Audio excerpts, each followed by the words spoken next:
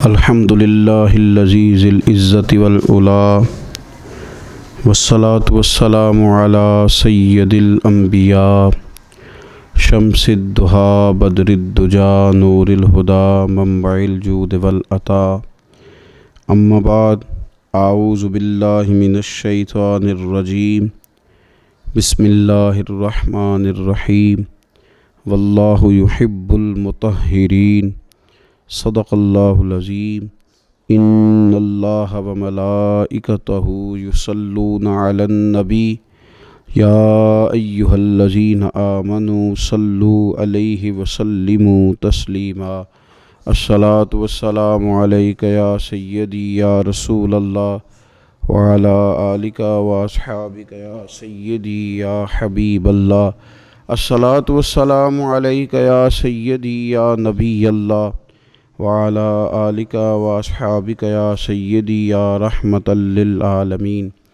حمد و صلوات کے بعد اللہ تعالیٰ نے قرآن مجید میں ارشاد فرمایا ہے کہ واللہ یحب المطہرین، فرمایا اللہ تبارک و تعالیٰ پاک صاف رہنے والوں کو پسند فرماتا ہے۔ اللہ تعالیٰ محبت کرتا ہے ان لوگوں سے جو پاک صاف رہتے ہیں، جو طہارت میں رہتے ہیں۔ نبی پاک صلی اللہ تعالیٰ علیہ وسلم ارشاد فرماتے ہیں، ترمذی شریف کتاب الادب میں حدیث موجود ہے، فرمایا اللہ تعالیٰ خود ہر عیب سے پاک ہے اور اللہ تعالیٰ بہترین چیزوں کو پسند کرتا ہے۔ حضور فرماتے ہیں وہ پاک صاف ہے اور صفائی کو پسند کرتا ہے۔ اللہ کریم ہے اور کرم کو پسند کرتا ہے، اللہ سخی ہے اور سخاوت کو پسند کرتا ہے۔ یہ جو صفائی ہے، ستھرائی ہے معاشرے کے اندر، سوسائٹی کے اندر، اس کی جو عادت ہے یہ اسلام کا ایک محبوب ترین عمل ہے۔ نبی پاک صلی اللہ تعالیٰ علیہ وسلم نے صفائی کو نصف ایمان قرار دیا ہے۔ صفائی کا ماحول بنانا، صفائی کی عادت ڈالنا، صاف ستھرا رہنے کو پسند کرنا، یہ مسلمان کا شیوا ہے۔ مسلمان اپنی طبیعت کے لحاظ سے، اپنے مذہب کے لحاظ سے اور اپنے عقیدے کے لحاظ سے نفاست پسند ہوتا ہے۔ اس کے مزاج میں یہ بات شامل ہوتی ہے کہ کسی قسم کی کوئی بھی ناپاکی اور کسی قسم کی کوئی بھی نجس چیز اسے محبوب ہی نہیں ہوتی، وہ اچھا ہی نہیں جانتا۔ ہم یہ دیکھتے ہیں کہ ہماری سوسائٹی کے اندر، معاشرے کے اندر بہت زیادہ اس بات کی ضرورت ہے کہ صفائی کی طرف، ستھرائی کی طرف، نفاست کی طرف، طہارت کی طرف توجہ دی جائے۔ آنے والی نسل کو صاف ستھرے ماحول سے آگاہ کیا جائے اور انہیں شعوری طور پر یہ چیزیں سمجھائی جائیں کہ جو صفائی ہے نا، وہ ہمارے فقط سوسائٹی کا یا ہماری صحت کا یا ہمارے معاشرے کا نہیں، بلکہ ہمارے دین کا بہت بڑا حصہ ہے۔ ہم دیکھتے ہیں کہ بہت سارے لوگ ایسے ہیں جنہوں نے مختلف ناموں کے ساتھ اپنے آپ کو انہوں نے ملا کر کے صفائی سے اپنے آپ کو دور کر لیا ہے۔ کچھ لوگ کہتے ہیں فلاں بندہ بڑا سادہ ہے جی، بڑا سادہ آدمی ہے جی، اس کی سادگی کی کیا صورت ہے جی، وہ کپڑے نہیں بدلتا۔ تو یاد رکھیں، سادگی اور ناپاکی میں، سادگی اور گندگی میں فرق ہوتا ہے۔ فلاں آدمی جی ملنگ آدمی ہے، کیا مطلب؟ کئی کے دن منہ نہیں دھوتا۔ تو بھئی یہ اس کا ملنگ ہونا نہیں ہے، یہ اس کا ناپاک ہونا ہے، یہ اس کا ان چیزوں کو پسند کرنا ہے جن چیزوں کو شریعت پسند نہیں کر رہی۔ دیکھیں رسول پاک صلی اللہ تعالیٰ علیہ وسلم کی زندگی میں جو چیزیں ہمیں بڑی زیادہ ملتی ہیں وہ یہ ہیں کہ حضور کا لباس سب سے زیادہ سادہ لیکن سب سے زیادہ پاک صاف، سب سے زیادہ نفاست والا، سب سے زیادہ حسین۔ آپ سادے کپڑے پہنیں لیکن صاف ستھرے پہنیں۔ آپ اپنی زندگی میں اٹھنے بیٹھنے میں سادگی کو اختیار کریں گے، لیکن پاکیزگی تو جزو ایمان ہے، پاکیزگی تو حسن ہے۔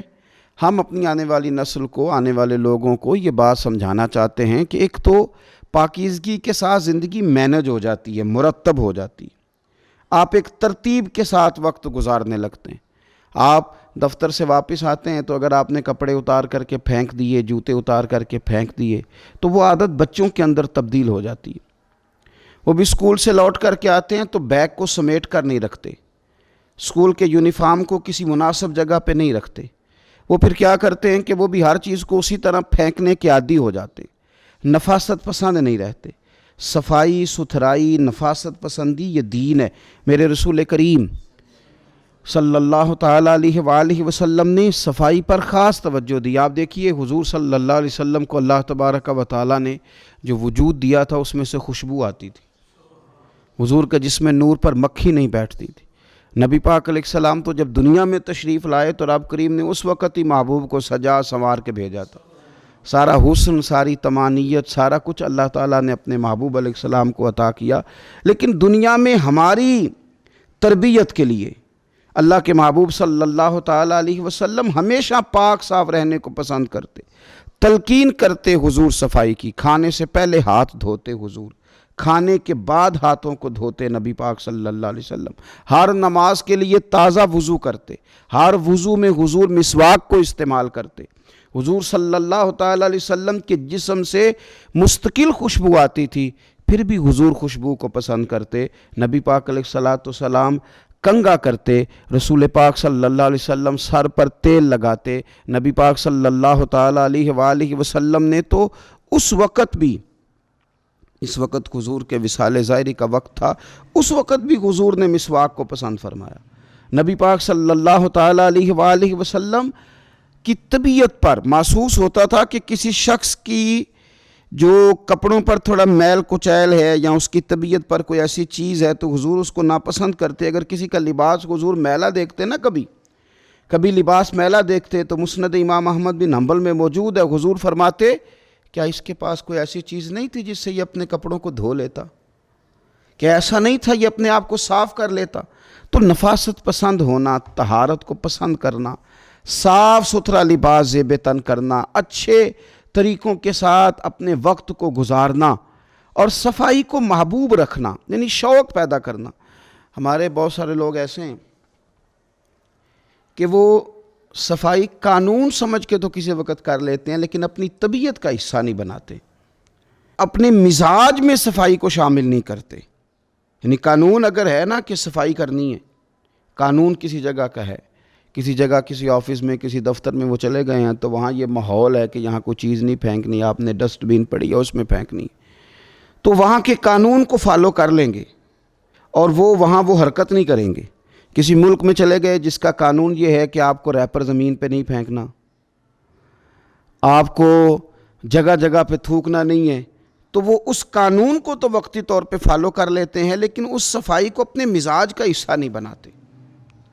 حالانکہ صفائی کو مزاج کا حصہ بنانا ضروری ہے، صفائی کو اپنی طبیعت میں لاگو کرنا ضروری ہے۔ ایسا نہیں ہے کہ آپ مطلب یہ کہ کسی جگہ مجبوراً کرنا پڑا تو آپ نے کر لیا اور ویسے آپ کی طبیعت۔ حضرت مولا علی شیر خدا کرم اللہ تعالیٰ وجہہ الکریم فرماتے ہیں کہ میں نے حضور کو وصال ظاہری پر غسل دیا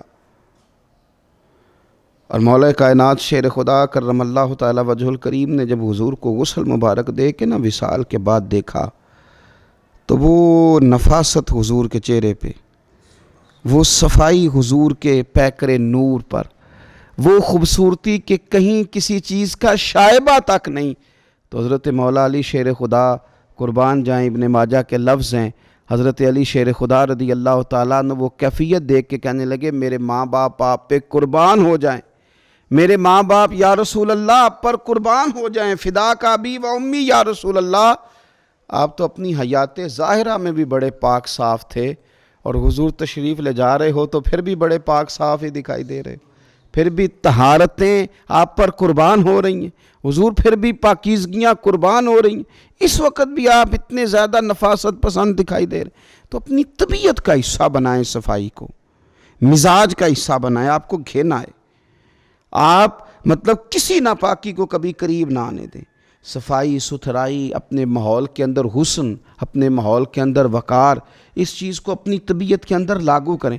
نبی پاک صلی اللہ تعالیٰ علیہ وسلم نے نا ہماری جو ضرورت کی چیزیں ہیں ان پر خاص ہماری توجہ حضور صلی اللہ تعالیٰ علیہ وسلم نے ہمیں دی۔ جس طرح کہ حضور نے دانتوں کی صفائی پر ہمیں خاص طور پر توجہ دلائی۔ حضور صلی اللہ تعالیٰ علیہ وسلم نے ارشاد فرمایا یہ جو مسواک ہے نا یہ منہ کو صاف اور پاک کرتا ہے۔ تم جب مسواک کرتے ہو تو مسواک تمہارے منہ کو پاک اور صاف کر دیتی ہے، اور حضور فرماتے ہیں کہ مسواک منہ کو پاک اور صاف کرے گی اور اس سے تمہارا رب بھی راضی ہو جائے گا، یعنی مسواک کرنے سے اللہ راضی ہو جائے گا۔ آپ کے منہ کی وہ جو طہارت ہے، جس سے آپ نے قرآن مجید پڑھنا ہے، جس سے آپ نے رب کا ذکر کرنا ہے، جس سے آپ نے حضور کی بارگاہ میں درود و سلام عرض کرنا ہے، جب وہ منہ پاک ہو، آپ نے مسواک کی ہو، تو اس مسواک کرنے پہ اللہ راضی ہو جاتا ہے۔ آپ اپنے منہ کی صفائی کا خیال کریں۔ دیکھیں نبی پاک صلی اللہ تعالیٰ علیہ وآلہ وسلم نے نا ایک موقع پہ ارشاد فرمایا کہ جو آدمی بال رکھے نا، زلفیں رکھے، وہ اپنے بالوں کی تعظیم بھی کرے۔ جو بندہ زلفیں رکھے، آپ کو پتہ ہے سنت ہے نا زلفوں کا رکھ لینا، آدھے کان تک یا پورے کان تک یا کندھوں تک، اور زلفیں سمجھ کے، کسی جدید دور کا فیشن سمجھ کے نہیں۔ حضور نے فرمایا جو آدمی زلفیں رکھے، بال رکھے، تو اپنے بالوں کی تعظیم بھی کرے۔ یا رسول اللہ، بالوں کی تعظیم کرے، بالوں کی عزت کرے، بالوں کی تعظیم کرے، وہ کیا ہے؟ حضور صلی اللہ تعالیٰ علیہ وسلم فرمانے لگے پھر اس طرح کرے کہ ہر روز ان میں تیل بھی لگائے اور ہر روز انہیں کنگھی بھی کرے، پھر ان کی تعظیم کرے، پھر ان کی عزت کرے، پھر ان کو سجا کے رکھے، پھر ان کو سنوار کے رکھے۔ میں نے اپنے بزرگوں سے ایک بات سنی، ایک شخص نے بس الجھے ہوئے اس کے بال تھے، الجھا ہوا اس کا امامہ تھا، اور کپڑے مطلب اس نے پہنے تو ہوئے تھے لیکن انداز نفاست پسند نہیں تھا۔ انہوں نے ایک جملہ بڑا خوبصورت کہا، کہنے لگے یہ امامہ، یہ زلفیں، یہ حضور کی سنت ہے، اس طرح ادا کرو کہ یہ اچھی لگے، ان میں نفاست لاؤ۔ جو حضور صلی اللہ تعالیٰ علیہ وآلہ وسلم نے ہمیں طریقے بتائے ہیں اس کی طرف توجہ کرو، یعنی ان کو سجاؤ، ان کو سنوارو۔ نبی پاک صلی اللہ تعالیٰ علیہ وآلہ وسلم اگر کسی کے بکھرے ہوئے بال دیکھتے نا یا بڑے ہوئے ناخن دیکھتے تو حضور ناراض ہوتے اور ارشاد فرماتے کہ اس کے پاس کوئی چیز نہیں تھی جس سے اپنے بالوں کو سنوار لیتا، اسے کنگھی تک میسر نہیں تھی۔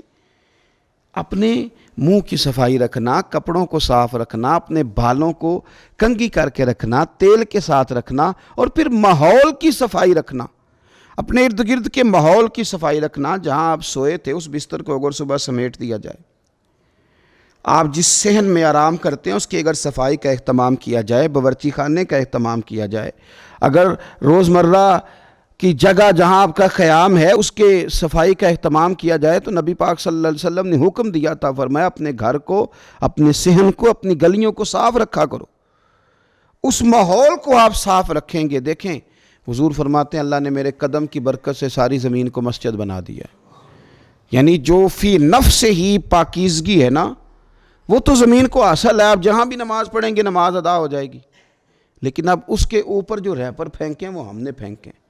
اس زمین جس کو اللہ نے پاک کیا تھا اس کے اوپر جو غلاظت پھینکی ہے، جو کچرا پھینکا ہے، وہ لوگوں نے پھینکا۔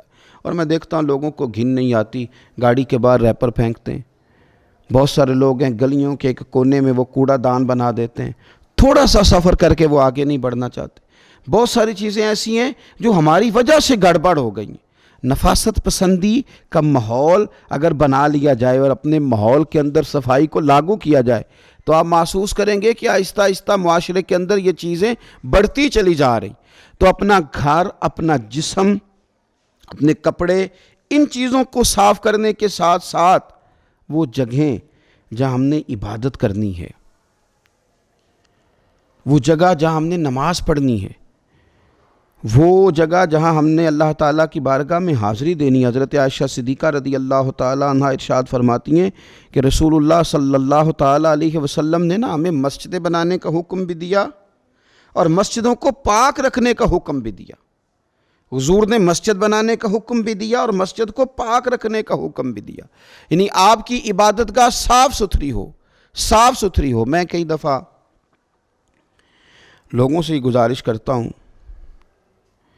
کہ ہم کافروں کا کبھی ماحول دیکھتے ہیں ان لوگوں کا، تو وہ جو دین سے دور ہیں، دشمن ہیں، ان کی یہ کیفیات ہیں کہ وہ لوگ صفائی کا اہتمام کر رہے ہیں، ستھرائی کا اہتمام کر رہے ہیں۔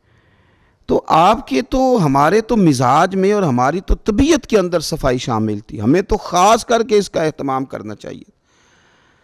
ہماری مساجد کے باتھ روم بھی اگر صاف نہ ہوں اور ہمارے وہ جگہ جہاں سے ہم نے طہارت کا بندوبست کرنا ہے، ہماری وہ جگہ جہاں ہم نے وضو کرنا ہے وہی اگر صاف نہ ہو تو پھر ہم نے غیروں کو کیا پیغام دیا کہ وہ جگہ جہاں ہم عبادت کے لیے آئے ہیں اس کو بھی ہم صاف نہیں کر سکے۔ ہمارے ہیں کچھ لوگ آتے ہیں مسجد کی صفائی کے لیے، لیکن وہ آ کے مولوی صاحب کو، قاری صاحب کو، امام صاحب کو کہتے ہیں کہ صفائی نہیں ہوئی مسجد کی، اور ساتھ پھر ایک وہ حکمت بھی بیان کرتے ہیں، کہتے ہیں آپ نے کون سا خود کرنی ہے، بچوں سے کرانی تھی، کرا دینی چاہیے تھی۔ خدا کے بندو، مسجد کی صفائی، مسجد تو اللہ کا گھر ہے، تو اس میں صرف امام صاحب کو تو نہیں ذمہ داری دے دینی چاہیے تھی، آپ کی تو ڈیوٹی تھی کہ سب کے سب مل کے اللہ کے گھر کو پاک صاف کرتے، خوبصورتی لاتے۔ آپ کو ایک بڑی ہی خوبصورت حدیث ملے گی بخاری مسلم میں، ایک بوڑھی عورت مسجد کی صفائی کرتی تھی، نبی پاک صلی اللہ تعالیٰ علیہ وسلم کی مسجد کی صفائی کرتی تھی، ایک خاتون بیمار ہو گئی، حضور صلی اللہ تعالیٰ علیہ وسلم تیمارداری کے لیے تشریف لے جایا کرتے، فرمایا اگر اس کا وصال ہو گیا تو مجھے خبر ضرور کرنا، قربان جائیں۔ وہ خاتون رات کو وصال کر گئی، صحابہ نے حضور کے آرام کے خیال کے سبب خبر نہ کی، جنازہ پڑھ کے تدفین کر دی۔ صبح نبی پاک صلی اللہ تعالیٰ علیہ وسلم نے فرمایا مجھے خبر کیوں نہیں کی؟ اور پھر میرے کریم محبوب صلی اللہ تعالیٰ علیہ وسلم فرمانے لگے مجھے بتاؤ اس کی قبر کہاں ہے، اس کی قبر کہاں ہے؟ تو جب صحابہ کرام علیہم رضوان نے بتایا کہ یا رسول اللہ صلی اللہ تعالیٰ علیہ وسلم یہاں قبر ہے، تو نبی پاک صلی اللہ تعالیٰ علیہ وسلم نے نا حضور ان کی قبر پہ تشریف لے گئے۔ ویسے تو کسی کا دوسرا جنازہ جائز نہیں، لیکن نبی پاک صلی اللہ تعالیٰ علیہ وسلم کو اللہ نے خصوصی اختیار دیا ہے نا، اور پھر وارث نے نہ پڑھا ہو تو دوسرا جنازہ جائز ہے، اور حضور تو وارث ہے نا، ولی ہیں ساری امت کے، تو نبی پاک صلی اللہ علیہ وسلم نے قبر پہ کھڑے ہو کے فرمایا صفیں بناؤ میں دوبارہ جنازہ پڑھاؤں گا۔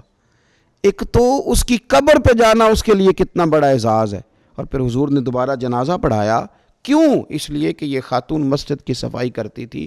تو صفائی نصف ایمان ہے، صفائی حضور کی پسند ہے، صفائی پر خاص توجہ دینا یہ مسلمانوں کا شیوا ہے۔ اللہ تبارک و تعالی ہمیں رسول پاک علیہ السلام کے بتائے ہوئے اس خوبصورت عمل پر عمل کرنے کی توفیق عطا فرمائے۔